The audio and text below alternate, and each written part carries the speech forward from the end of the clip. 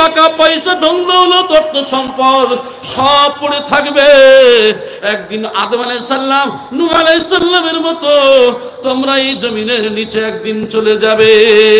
নূহ কিস্তিবান আলম বিয়া সে চল বসে ইউসুফ ইয়াকুব ইসমাইল ইসহাক খলিল হাকিম আলিম সুলাইমান মগরিওয়াল চল বসে সমস্ত নবীদের নাম ধরে ধরে বলছেন এরা সবাই চলে গেছে। একদিন তুমিও ওই রূপ ওই পথের পথিক তুমিও হবে। অতএব তুমি কি করবে? তোমার চলা, তোমার বসা, তোমার ওঠা সব কিছু যেমন হবে সেটা হবে নবীর তরিকা অনুযায়ী, সেটা হবে একমাত্র কামেল মুর্শিদ সুফি মুফতি আজম গাছী রহমাতুল্লাহ আলাইহি যে পথের পথিক, সেই পথ হলো রসুলের পথ, সেই পথ হলো আল্লাহর পথ। আমরা সেই মুর্শিদের দিকে ফলো করব, একমাত্র এই মুর্শিদের পথ অনুসরণ আপনাদেরকে শোনাবো।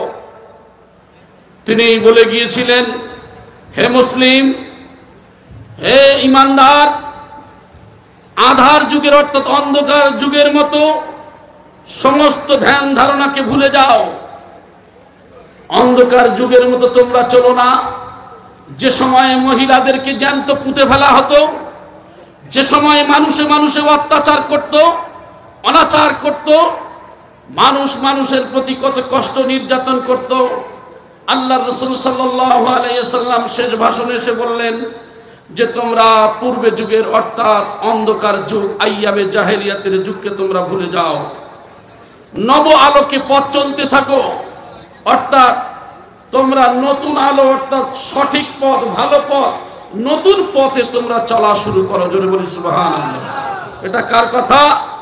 রাসূলুল্লাহ সাল্লাল্লাহু আলাইহি সাল্লামের কথা। আজ হতে অতীতের সমস্ত মিথ্যা কুসংস্কার প্রথা বাতিল হয়ে গেল। যত কুসংস্কার ছিল, যত কিছু খারাপই ছিল, রাসূলুল্লাহ সাল্লাল্লাহু আলাইহি সাল্লাম জানিয়ে দিলেন সব আজকের কি করা হলো, আজকের এগুলিকে বাতিল করা হলো। এটা আমার আপনার রাসূল বললেন। মনে রেখো, মুসলমান মুসলমান তোমরা ভাই ভাই, কেউ কারোর চেয়ে ছোট নও, কেউ কারোর চেয়ে বড় নও। তোমরা কেউ কারোর থেকে ছোট নয়, কেউ কারোর থেকে বড় নয়। আমরা জানি এখানে কেউ ফুরফুরা, কেউ তবলিগ, কেউ আজান কাজী, কেউ আহলে হাদিস, বিভিন্ন দল জামাত সিলসিলার মানুষ আমরা এখানে এসেছি। আমরা একটাই জিনিস খেয়াল করব, আমরা সবাই আল্লাহর বান্দা, আমরা সবাই নবীর উম্মত। গোটা পৃথিবীর যত ওলি আল্লাহ কামেল মুর্শিদ এসেছেন সবাই কিন্তু এই কোরআন হাদিস অনুযায়ী চললে তাদের মানা হয়ে যায়। তাই আল্লাহ রাসূল সাল্লাল্লাহু আলাইহি সাল্লাম তিনি যে কথাগুলি বললেন, সুফি মুফতি আজম গাছী রহমাতুল্লাহ আলাইহি সেই পথের অনুকরণ করে তিনি এই কথাই বোঝাতে চাইলেন যে এখানে কোনো দল সিলসিলা এখানে কেউ নয়। তোমরা হলে আদম সন্তান, তোমরা হলে আল্লাহর বান্দা, তোমরা হলে নবীর উম্মত।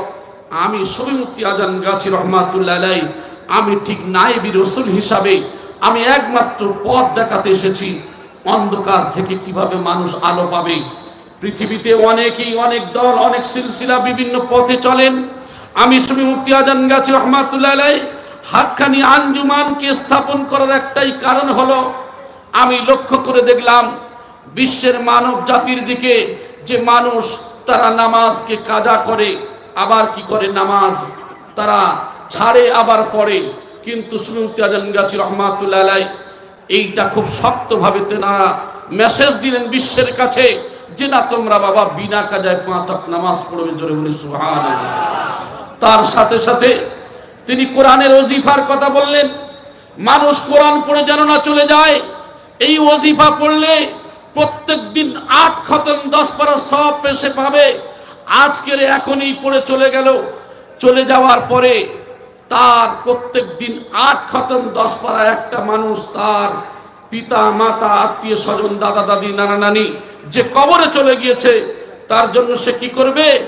8 খতম 10 পারার সওয়াব একজন পাঠায়, তাহলে কোটি কোটি খতমের সওয়াব তাদের পাক রয়ে চলে যাবে। জোরে বলি সুবহানাল্লাহ। তাহলে ওজিফা পড়বো কেন? ওজিফা পড়ার একটাই কারণ হলো যে আমরা যাতে এই যে মরে যাওয়ার পরে 3টা আমল মানুষের কবরে যায়, তার মধ্যে হলো এটা সাদকায়ে জারিয়া। এই সদকায়ে জারিয়া, এই কোরআনের ওজিফা যদি একবার পড়ে চলে যায়, কোটি কোটি খতমের সওয়াব আমার আপনার কবরে যাবে। এই জন্য করে আমরা পড়ব, বলি ইনশাআল্লাহ।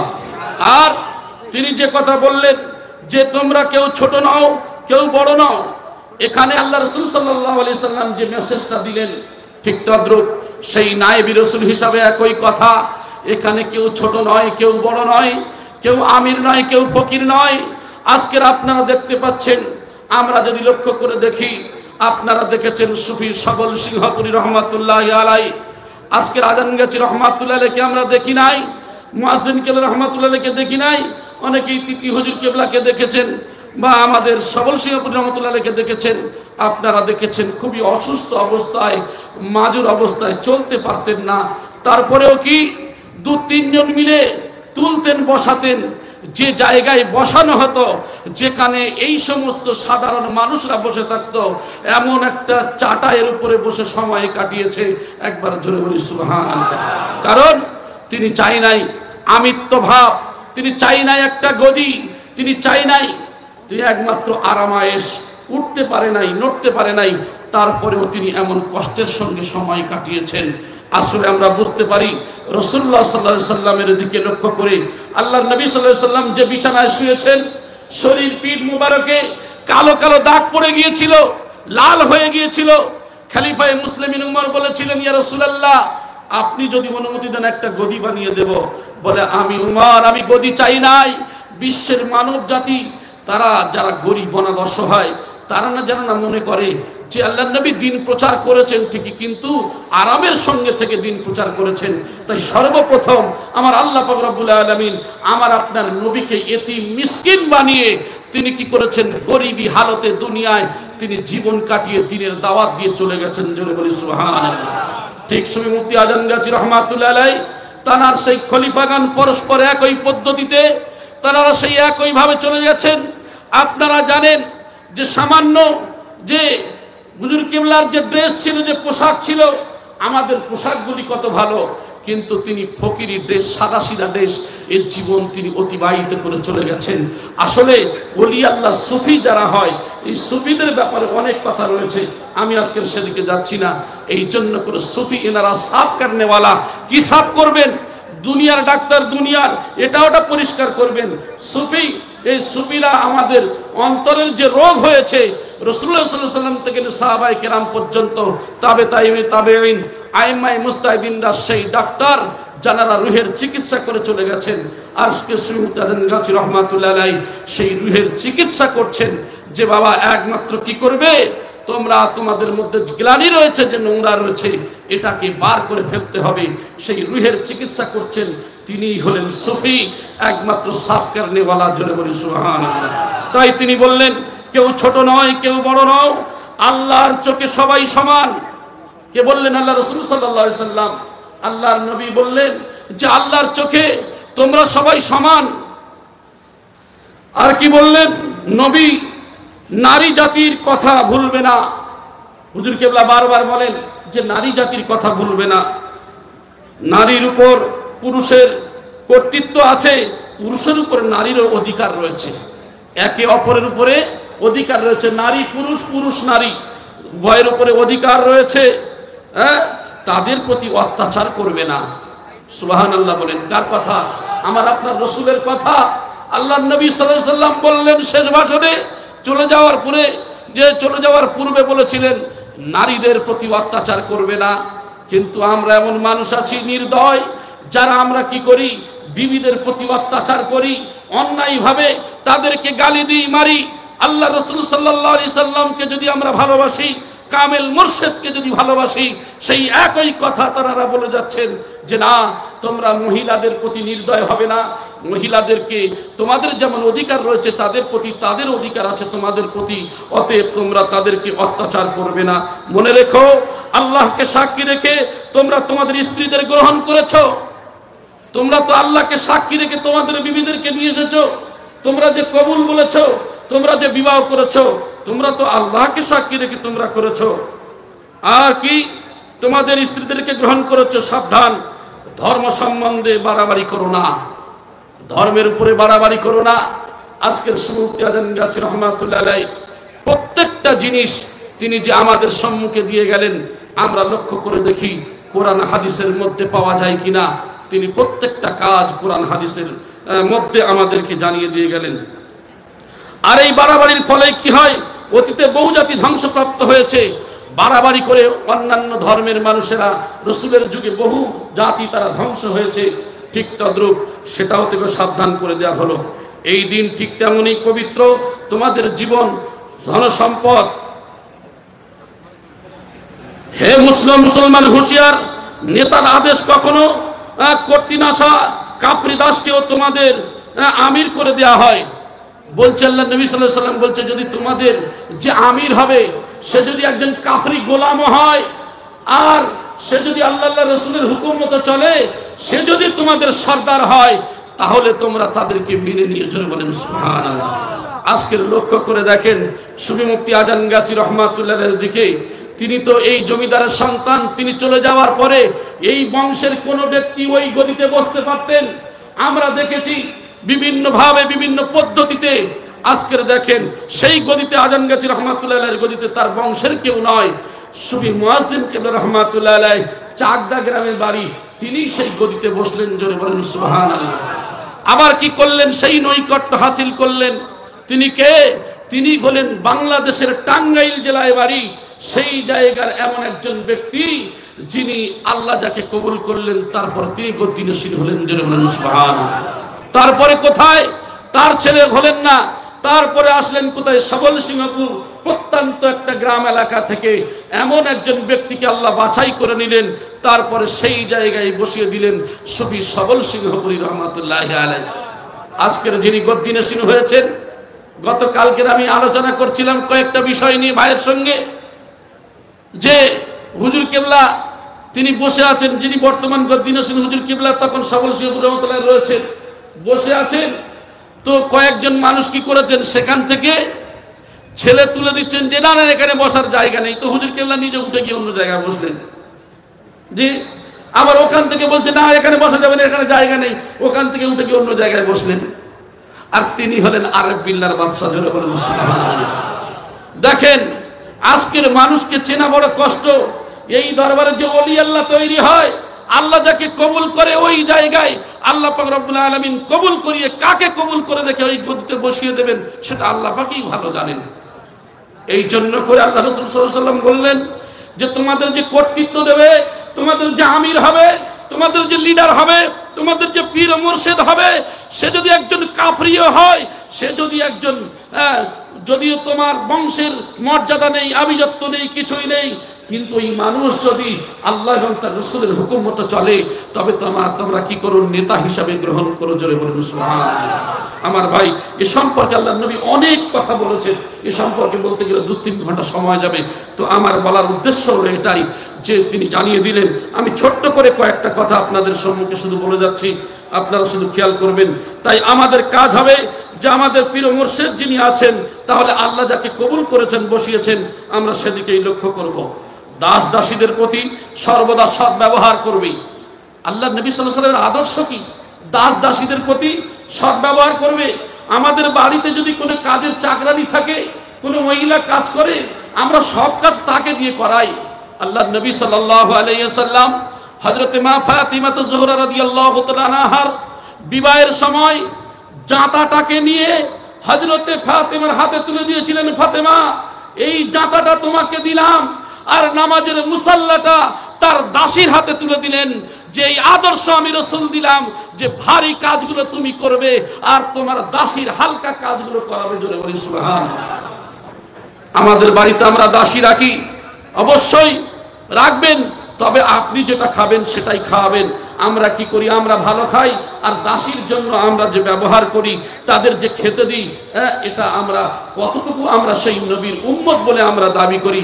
এই জন্য করে আমরা অনুরোধ করব, যার বাড়িতে যে চাকরানি আছে, যে কাজ করেন তাকে ছোট করবেন না, কারণ কুলিল্লাহুম্মা মালিকাল মুলকি তুতিল মুলকা মান তাশা ওয়া তুইজ্জু মান তাশা ওয়া তুযিল্লু মান তাশা। এর মধ্যে তো আপনারা অনেকবারই শুনেছেন ইজ্জত দেওয়ার মালিক আল্লাহ, ধন দেওয়ার মালিক আল্লাহ, আবার সম্মানকে হানি করা, টাকা পয়সা ধন সম্পত্তি কেড়ে নেওয়ার মালিক আল্লাহ। অতএব আপনার বাড়িতে যে মানুষটা কাজ করেন তার প্রতি ভালো ব্যবহার করবেন। হ্যাঁ, আর দাসের প্রতি তোমরা কি করবে? সর্বদা সৎ ব্যবহার করবে, তাদের উপরে কোনরূপ অত্যাচার করবে না। তোমরা যা খাবে তাদেরকে তাই খাওয়াবে, যা করবে তা তাদেরও করাবে, ভুলবে না তারাও তোমাদের মতো মানুষ। আল্লাহু আকবার। আল্লাহর নবীর কথাগুলো কি ছিল, এক একটা কথার বাদল। এইটাই যদি আমি আপনি চিন্তা করি, ফিকির করি, বুঝতে পারবো যে আল্লাহ রাসূল সাল্লাল্লাহু আলাইহি সাল্লাম তিনি হলেন বিশ্ব মানবের শ্রেষ্ঠ মানব। কেন হলেন? তার একটাই কারণ, তার আদর্শ আখলাক ছিল এমনই যে তিনি দরিদ্রের পাশে, অসহায়ের পাশে তিনি সর্বসময় এগিয়ে যেতেন। তাদেরকে পড়াবে, ভুলবে না তারাও তোমাদের মতো মানুষ। সাবধান, কৌতূহলিকর পাপ যেন তোমাদেরকে স্পর্শ না করে। শিরক করবে না, চুরি করবে না, মিথ্যা বলবে না, ব্যভিচার করবে না, সর্বপ্রকার মলিনতা হতে নিজেদেরকে মুক্ত রেখে পবিত্র ভেবে জীবন যাপন করবে, চিরদিন সত্যের উপরে থাকবে। মনে রাখবে একদিন তোমাদের আল্লাহর নিকটে ফিরে যেতে হবে, সেদিন তোমাদের কৃতকর্মের জবাবদিহি করতে হবে। আমরা যে কাজ দুনিয়াতে করব, আমরা তো মারা যাব। আমি যে আয়াতে কারিমা পড়েছি, আমরা মারা যাব, কখন কার সময় হয়ে আছে জানি না। এই জন্য করে তো কামেল মুর্শিদ তিনি দিয়েছেন, আগায় আপনে মৌত সে কোই বশর নেহি, সামান সৌ বরস কা হ্যায় কল কি খবর নেহি। 100 বছরের ভবিষ্যতের চিন্তা করে তুমি রেখেছ, তুমি কি জানো তুমি কালকের বেঁচে থাকবে? কালকের যে তুমি বেঁচে থাকবে এমন কোন নিশ্চয়তা নেই। তাহলে তুমি 100 বছরের সামান তুমি রেখেছ। सुनो ऐसा के ना कसर बरतर क्या कर जाओ के मिट्टी के अंदर। ও বান্দা, তুমি দুনিয়ায় ভাবছো আমার সব, এটা আমার ওটা আমার, কিন্তু না মরে যাওয়ার পরে তোমার সন্তান সন্ততি পাড়া প্রতিবেশী আত্মীয় স্বজন কবরে রেখে আসবে। রেখে আসার পরে সেখানে তুমি যে একমাত্র গেলে, তুমি সেখানে কি জবাব দেবে? কিছু সংগ্রহ করেছো? কিছু সংগ্রহ করেছো? কিছু তো সংগ্রহ করো নাই। ফেরেশতারা আল্লাহকে বলছে, আল্লাহ আপনার বান্দাদেরকে বলুন তারা যেন মৃত্যুর জন্য প্রস্তুতি গ্রহণ করে, তারা যেন মৃত্যুর জন্য তৈরি থাকে। কেন? আল্লাহ আপনার হুকুম হয়ে গেলে শুধু তাদের জীবনে তাদের আমার কাছে ফিরে আসতে হবে, আল্লাহ আপনার কাছে ফিরে যেতে হবে। সুম্মা ইলাইহি তুরজাউন, আমাদেরকে ফিরে যেতে হবে। এই জন্য করে আমাদের কি করতে হবে? সদা সর্বদা মৃত্যুর কথা, মৃত্যু স্মরণ করতে হবে।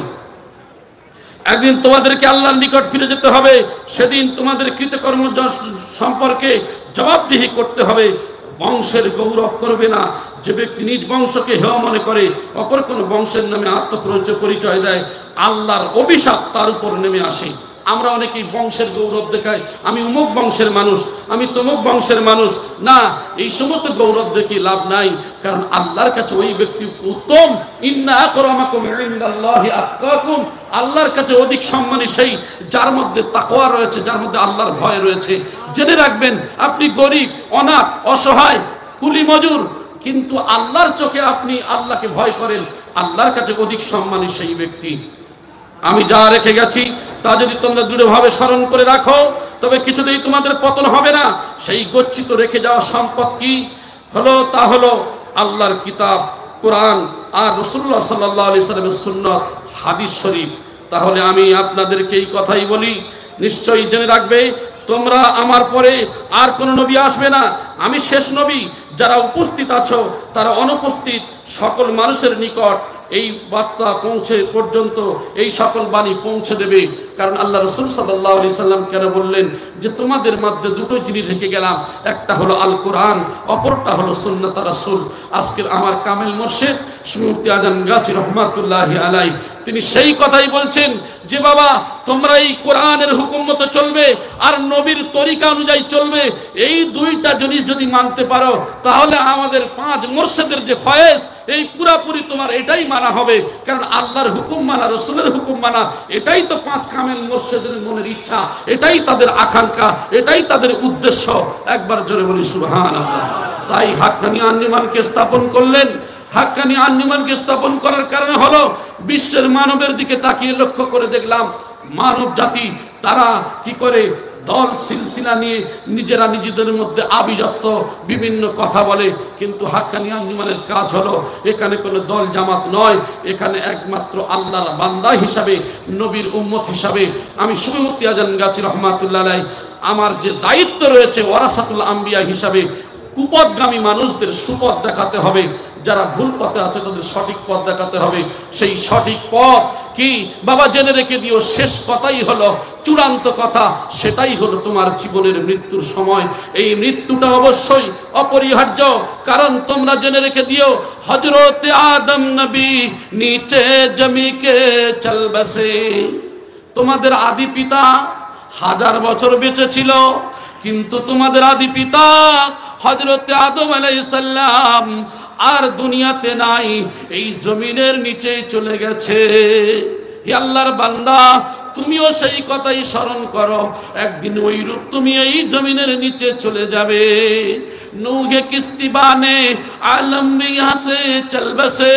যে নূহ আলাইহিস সালাম দিনের দাওয়াত দিয়েছেন, 9.5 বছর ধরে দাওয়াত দিয়েছেন। নবী নূহ আলাইহিস সালাতু ওয়াস সালাম দাওয়াত দেওয়ার পরেও তিনি কি করলেন, মহাপ্লাবনের সময় তার সঙ্গী সাথীদেরকে নিয়ে নৌকায় করে কিস্তি করে আল্লাহ পাক রব্বুল আলামিনের হুকুমে বেঁচেছিলেন। আজকের নবী নূহ আর নাই, 950 বছর পরে আবার এই জমিনের নিচে চলে গেছে। আল্লাহর বান্দা, তোমরাও স্মরণ করো, টাকা পয়সা ধন দৌলত অর্থ সম্পদ সব পড়ে থাকবে, একদিন আদম আলাইহিস সালাম নূহ আলাইহিস সালামের মতো তোমরা এই জমিনের নিচে একদিন চলে যাবে। নূহে কিস্তিবান আলম বিয়া সে চল বসে। ইউসুফ ইয়াকুব ইসমাইল ইসহাক খলিল হাকিম আলিম সুলাইমান মগরিওয়ালে চল বসে।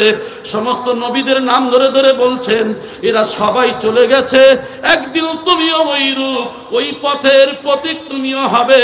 অতএব তুমি কি করবে, তোমার চলা, তোমার বসা, তোমার ওঠা সব কিছু যেমন হবে সেটা হবে নবীর তরিকা অনুযায়ী, সেটা হবে একমাত্র কামেল মুর্শিদ সুফি মুফতি আজান গাছী রহমাতুল্লাহ আলাইহি যে পথের পথিক, সেই পথ হলো রসুলের পথ, সেই পথ হলো আল্লাহর পথ।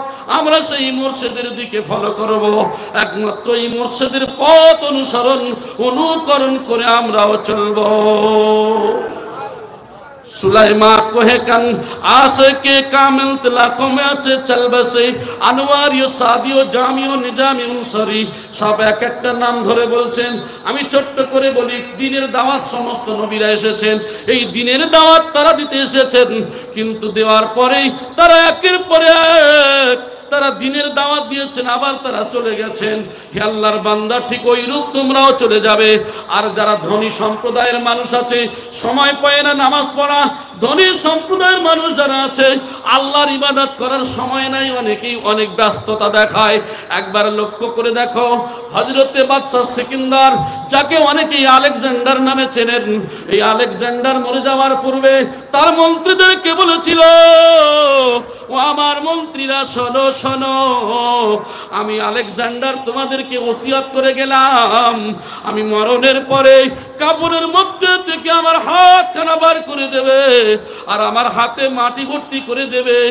একমাত্র বিশ্বের মানবের দিকে লক্ষ্য করে জানিয়ে দিও, আমি বাদশাহ সিকিন্দার বড় ধনী ছিলাম, আমি টাকার উপরে শুয়েছিলাম, আমার অর্থ কম ছিল না, আমি সব থেকে বড় ধনী ছিলাম, কয়েকজন ধনীর মধ্যে বাদশার মধ্যে বাদশা ছিলাম, কিন্তু আমি আজকের চলে গেলাম খালি হাতে, একমাত্র এই মাটির বিছানায় মাটি নিয়ে বিদায় নিলাম। তাই কামেল মুর্শিদ স্মরণ করিয়ে দিচ্ছেন, লা ইস্তাখিরুনা সাআতাম ওয়ালা ইস্তাকদিমুন। মৃত্যুর সময় যখন এসে যাবে, 1 সেকেন্ড সময় দেওয়া হবে না। আমরা আজান গাছের গ্রামে এসেছি, আমরা বাড়ি পর্যন্ত যেতে পারবো কিনা জানা নাই, কার কোথায় সময় হয়ে আছে। এই জন্য করে নিজের মনের মধ্যে এটাই মনে করতে হবে, আল্লাহ এটাই আমার জীবনের শেষ মজলিস, এটাই আমার জীবনের শেষ শোনা, এটাই আমার জীবনের শেষ বলা। এই নিয়ত দিয়ে, এই একমাত্র আল্লাহর জন্য জীবন কুরবানি করে দিয়ে যে আল্লাহ যতটুকু শুনলাম, হে আল্লাহ কিয়ামত পর্যন্ত আমার যতদিন হায়াত থাকবে আল্লাহকে শোনার সাথে সাথে বলার সাথে সাথে এইগুলি যেন আমল করে সিরাতাল মুস্তাকিমের পথে চলতে পারি। এই নিয়ত নিয়ে যদি আল্লাহর জন্য এই নিয়ত করতে পারি তাহলে ইহ জীবন এবং পরজীবন আমার আপনার জন্য মঙ্গলময় হবে, আমার আপনার জন্য মঙ্গলময় হবে। আর যদি আমি আপনি সেগুলি মনে করি যে না বেড়াতে এসেছি, গাড়ি করে আসতে হয়, এসেছি খাবো, চায়ের দোকানে আড্ডা দেবো, এখান থেকে চলে যাবো, আরে মজলিসে যেতে হয় তাই গিয়েছিলাম, বাড়িতে গেলাম নামাজ নাই, বাড়িতে গেলাম যেমন ছিলাম তেমন। আমার ভাই, কোন নবীর দরবারে আসার পরে যারাই সেই পথকে দিয়েছিলেন তারাই সাহাবা। আজকের আমরা সেই ওলি আল্লাহর দরবারে এসেছি, ওলি আল্লাহদের এই কুরবানি, এই ত্যাগ আমরা জন্মস্থানে দেখতে এসেছি। জমিদারের সন্তান ওই আল্লাহর রাস্তায় জীবন কুরবানি করেছেন। আল্লাহ পাক রব্বুল আলামিন বলেন, আল্লাযীনা আমানু ওয়া হাজারু ওয়া জাহাদু ফি সাবিলিল্লাহি বিআমওয়ালিহিম ওয়া আনফুসিহিম আ'জামু দারাজাতান ইনদাল্লাহি ওয়া উলাইকা হুমুল ফাইজুন। আল্লাযীনা আমানু, যারা ঈমান এনেছে, হাজারু, হিজরত করেছে। আজকের সুফি মুফতি আজান গাজী রহমাতুল্লাহর দিকে দেখেন, আমার আপনার পাঁচ মুর্শিদের দিকে দেখেন, তারা ঈমান এনেছে আর তারা হিজরত করেছে বিশ্ব মানবের জন্য। কলকাতায় বাগমারিতে জীবন উৎসর্গ করে দিয়েছে।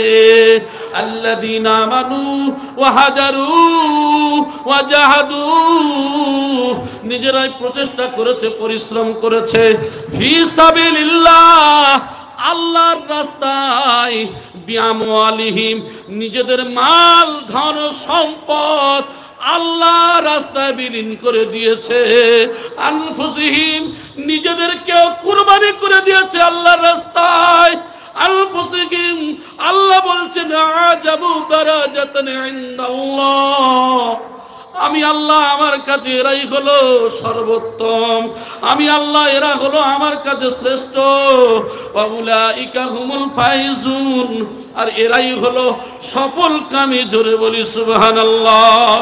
আমার ভাইজানেরা, সুফি মুফতি আজান গাজী রহমাতুল্লাহ আলাইহি তার খলিফাগণ পাঁচ মুর্শিদের যে ত্যাগ, আমার ভাইজানেরা, কেউ 10 বছর, 20 বছর, 30, 35, 37 বছর করে আল্লাহর জন্য একবার হিজরত করে বাড়িতে বার হয়েছেন, আর বাড়িতে ফেরার সুযোগ হয় নাই। আজকের আমাদের খোঁজ নসিব সেই মুর্শিদকে আমরা পেয়েছি। আজকের আমাদের একটা দিন তাদের জন্য যদি বরাদ্দ করতে পারি, আমাদের নফস চাইবে বিভিন্ন খাদ্য, আমাদের নফস চাইবে বিভিন্ন চলাফেরা, আমাদের নফস চাইবে দুনিয়ার বিভিন্ন গুনার কাজে লিপ্ত হতে। আমার ভাইজানেরা, আফজালু জিহাদু জিহাদুন নফস, সব থেকে বড় জিহাদ হলো নিজের নফসের সঙ্গে জিহাদ করতে হবে। আজকে আজান গাছিতে এসেছি, তওবা করেছি, আগামী কাল থেকে নামাজ ছাড়বো না, কিন্তু শয়তান ওয়াসওয়াসা দেবে, না না তুই নামাজ পড়িস না, ফজরের সময় হবে তুই ঘুমিয়ে থাক, না না আমার জিহাদ হবে, নফসের সঙ্গে যুদ্ধ করতে হবে। সেই যুদ্ধটা হলো আজকের থেকে আমার ফজরের নামাজ কাজা যেন না হয়, আসরের থেকে নামাজ কাজা যেন না হয়, মাগরিব থেকে কাজা না হয়। এই নিয়ত নিয়ে যখন আমি আপনি চলতে পারবো, যেমন দেখবেন আগুন যখন দাও দাও করে জ্বলে, আগুনে যত আপনি বাড়ি মারবেন তত আগুন কি হয়, আরো উত্তেজিত হয়ে যায়। আমার সোনার ভাইয়েরা, একজন কমজোরি মুমিন সে যদি প্রকৃত ঈমান এনে ফেলে আর আল্লাহর উপরে যদি তাওয়াক্কুল করে, আল্লাহ পাক রব্বুল আলামিন ওই মানুষের নফসের মধ্যে এমন স্পৃহা, এমন ক্ষমতা এমন দিয়ে দেন। আমার ভাইজানেরা, ওই মানুষটা যে কমজোর ঈমানদার ছিল, ওই ঈমানদার যেমন আগুনের যেমন স্ফুলিঙ্গটা চতুর্দিকে ছড়িয়ে পড়ে, ফোয়ারাটা চতুর্দিকে ছড়িয়ে পড়ে, কমজোরি মুমিন যখন আল্লাহর হয়ে যায়, ওই ব্যক্তি তখন মুমিন হওয়ার কারণে আল্লাহ পাক রব্বুল আলামিন তার স্পৃহা মনের মধ্যে আরো বাড়িয়ে দেয়। আমার ভাই, এই জন্য করে আমরা কি করব? আজকের এইখান থেকে আমাদের শিক্ষা নিতে হবে যে না, জীবনে চলতে ফিরতে উঠতে বসতে যাই করি না কেন, যত ইনকাম করি, যত খাই, যত কিছু করি না কেন, কিন্তু আমি আপনি তো মরেই যাব। কি করব? মরে যাব। তাহলে মরে যখন যেতেই হবে এটা আমরা জানি। এটা হিন্দু, মুসলিম, জৈন, খ্রিস্টান, আস্তিক, নাস্তিক, গোটা পৃথিবীর মানুষ সবাই জানে যে মৃত্যু আমার আপনার হবেই হবে। মৃত্যুর হাত থেকে রেহাই পাওয়া যায় না। তা মৃত্যু যখন হবে, মরে যখন যাব, তাহলে মানুষের প্রতি কেন এত রাগ? মানুষের প্রতি কেন হিংসা? কেন মানুষের প্রতি আমাদের এত আক্রোশ? কেন মানুষের প্রতি আমরা জায়গার হক মারি? কেন স্বামী স্ত্রীর মধ্যে ঝগড়া? কেন একে অপরের মধ্যে বিবাদ? ভাই ভাইয়ের সঙ্গে কথা নাই, জায়গার ঠেলাঠেলি, অবৈধ পথে ইনকাম, সুদ ঘুষ, দুনিয়ার যত নোংরামি খারাপ কাজ রয়েছে, মানুষ যদি প্রকৃতগতভাবে একবার মনে করে সঠিকভাবে যে আমি মরে যাব, এই মৃত্যুর কথা যদি সঠিকভাবে সে মনে করে, আলহামদুলিল্লাহ, ওই মানুষের মধ্যে দেখবেন যত খারাপই ছিল সেই মানুষটার আস্তে আস্তে করে পরিবর্তন আসছে। সেই পরিবর্তন করেছেন সুফি মুফতি আজম গাজী রহমাতুল্লাহ আলাইহ, সেই পরিবর্তন করেছেন সুফি মুয়াজ্জিন কেবলা রহমাতুল্লাহ আলাইহ, সেই পরিবর্তন করেছেন সুফি হাফিজ রহমাতুল্লাহ আলাইহ, সেই পরিবর্তন করেছেন সুফি সবল সিংহপুরী রহমাতুল্লাহ আলাইহ, সেই পরিবর্তন করেছেন সুফি মওজুদা মাস্টার সাহেব গদ্দিন শিন হুজুর কেবলা দামাত বারাকাতুল মাদাজুল আলিয়া। জোরে বলেন সুবহানাল্লাহ। আমার ভাই, আমরা বুঝতে পারি নাই, বোঝাতে পারি নাই। আজকের দেখেন হুজুর কিবলাগণ কথা বলে, মানুষ সমস্যা নিয়ে যায় আর সমাধান দেন, কত মুচকি মুচকি হাসে। লক্ষ লক্ষ মানুষ তার দরবারে যায়, আর মানুষগুলি যখন দেখবেন কত মানুষ দাঁড়িয়ে থাকে, তারা একটু হুজুর কিবলার সঙ্গে কথা বলার জন্য আমাদের সঙ্গে দু চারজন কথা বললে রেগে আগুন হয়ে যায়, আর মুচকি মুচকি হেসে হেসে তিনি সমাধান দিচ্ছেন। হ্যাঁ, এই যে দেখেন, তারা আল্লাহর জন্য জীবনকে বরাদ্দ করে দিয়েছেন, আল্লাহর রাস্তায় ছেড়েই দিয়েছেন, নিজেকে কুরবানি করে দিয়েছেন। অতএব অনেক সময় অনেক ভাইরা বলেন যে অনেক সময় ফোন করলে দেখা যায় হুজুর কেবলার কাছে ফোন পাই না, বিভিন্ন সমস্যায় পড়ি।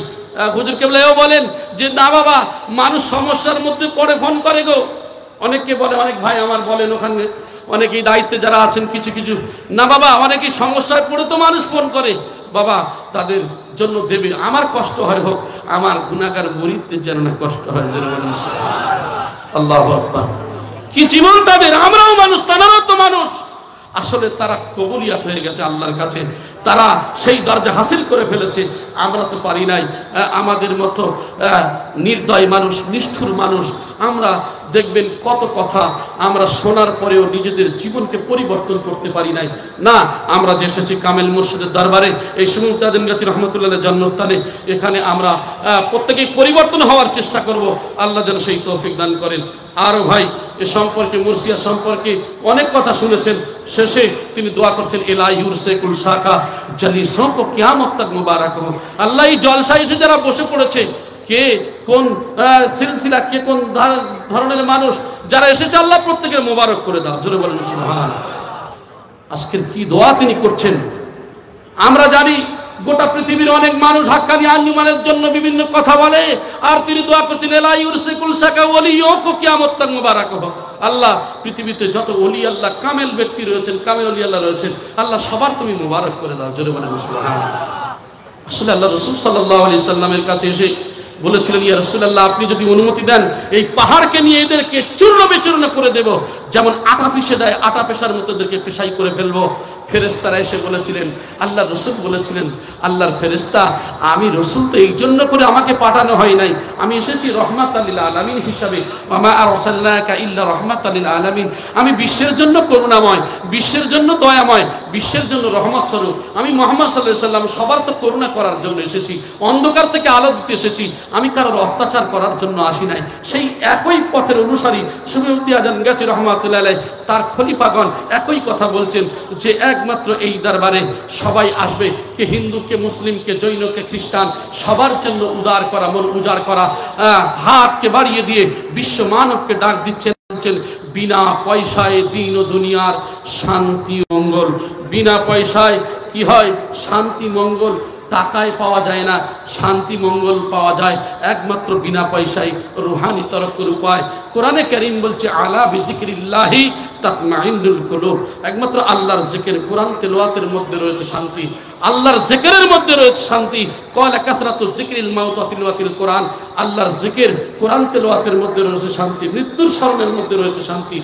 মৃত্যুর মধ্যে শান্তি কেন বললেন একটু ভেবে দেখবেন। যদি কোনো মানুষ মৃত্যুকে একেবারে আলিঙ্গন করে নেয়, মানে আমি মরে যাব, এই ভয়টা যখন থাকবেন দেখবেন ওই মানুষের আর কোনো চিন্তা থাকে না। কি চিন্তা থাকে না? এক নম্বর কারণ দুনিয়ার কোনো আসক্ত হয় না। ওই মানুষ জানো তো আমি সেই মারা যাব, তাহলে ওর কোনো চিন্তা নেয় না। ওর শুধু চিন্তা থাকে যে আমি কবরে কি নিয়ে যাব, আমার জীবনে কি আমল করতে পেরেছি, এটাই তাদের জীবনের চিন্তা। তাই দেখবেন আমাদের মুর্শিদদের মুখের দিকে তাকালে আর মনে হয় আল্লাহর কথা স্মরণ হয়, আল্লাহর মেহবুবদের দেখলে, কারণ তারা তো আল্লাহর রাস্তায় জীবন কুরবানি করেছেন। তাদের না আছে কোনো চিন্তা, না আছে কোনো ভয়, তাদের একমাত্র কি তারা কি করে আল্লাহর নৈকট্য হাসিল করতে হবে, এটাই তাদের চিন্তা ভাবনা। বিশ্ব মানবকে কিভাবে কল্যাণ করতে হবে, এটাই তাদের চিন্তা ভাবনা। আল্লাহ পাক রব্বুল আলামিন যেন আমাদের প্রত্যেকের সেই পথের অনুসারী হওয়ার তৌফিক দান করেন বলি আমিন। আমরা ফলো করবো। আজকের তো রসুল নাই, নবী নাই, আজকের